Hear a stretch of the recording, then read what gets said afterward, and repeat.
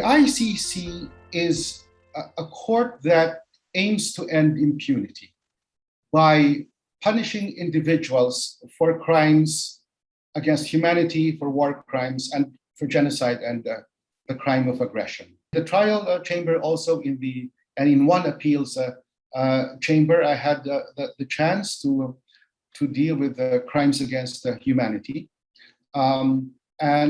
These are typically mass atrocity crimes committed against civilian populations in the course of an armed conflict.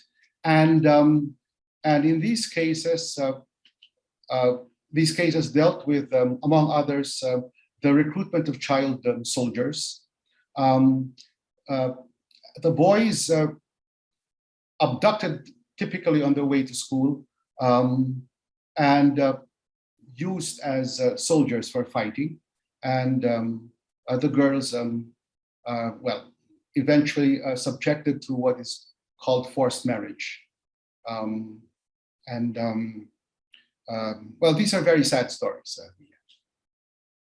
The typical scenario is that the kids are abducted on their way to school, or they are captured in one of the raids on either civilian villages or usually displaced persons' resettlement camps.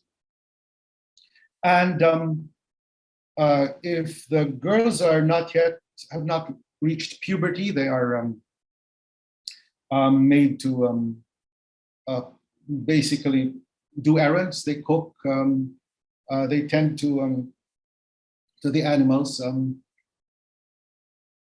But when they reach puberty, and sometimes, sadly, not even before that, they are assigned to some men anyway. And this is the general scenario. I'm not talking about a particular case. But in that case that I say has been decided with finality before the appeals chamber, in traditional international humanitarian law, that is the Geneva Conventions, war crimes are crimes you commit against the opposing army. So his defense was that, well, yeah, sure, but you don't apply that to this case because they belong to they are my child soldiers. Yeah, sure, that is a requirement under customary international law, but that is not a requirement under the Rome Statute. A rape is a rape, and the rape of a child is the rape of a child, and we will not make that distinction. They are no different from the boys who are abducted. They undergo this, what I call the reorientation about this new world to which they have been conscripted. Some of them have been forced to kill or to torture other people.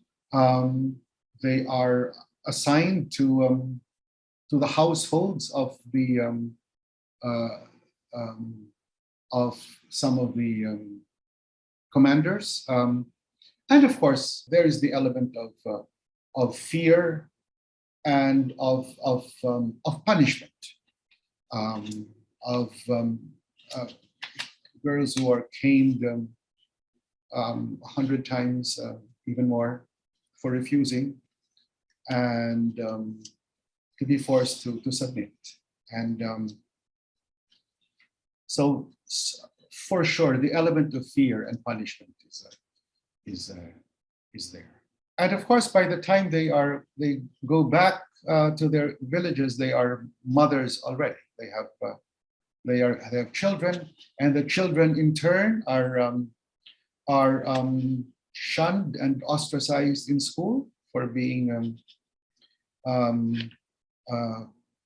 for having been born in the metaphor in these cases in the bush, in the wild.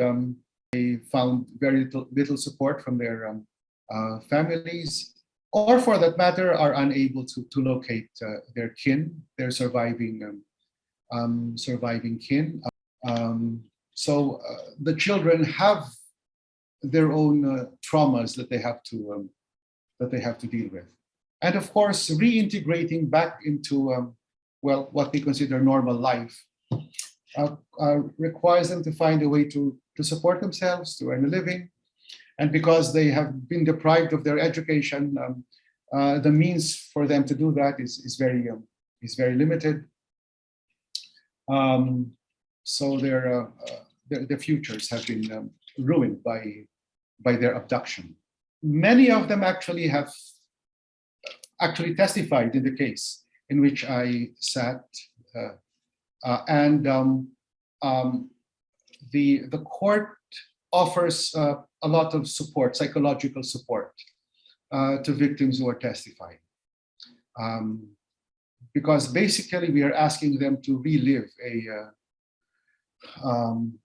very difficult moment of their lives, and then we are bringing them to testify in The Hague about events that happened many years ago, and the court is very careful to provide them full support, and also fully acknowledging that without their testimony, a criminal court cannot do its job. The evidence will have to come from people who knew what crimes were committed, or in this case, the victims who suffered from those